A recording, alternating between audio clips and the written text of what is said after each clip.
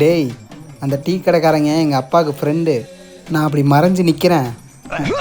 டேய் டேய் அண்ணே, நீங்கள் சண்முகா அவரோட ஃப்ரெண்டாங்க. சண்முகா அண்ணன் பையன் அங்கே நிற்கிறாரு, சிகரெட் வாங்கிட்டு ஏதோ வர. சம்பவம் எங்கே இருக்காப்பல இவரை? அங்கே நிற்கிறேன். ஓ தம்பி சிகரெட்லாம் பிடிப்பீங்களா? சரி சரி, நான் பாட்டு சும்மா நான் பாட்டு பேசிக்கிறேன். அங்கிள் இருங்க. டேய் இங்கே வாடா.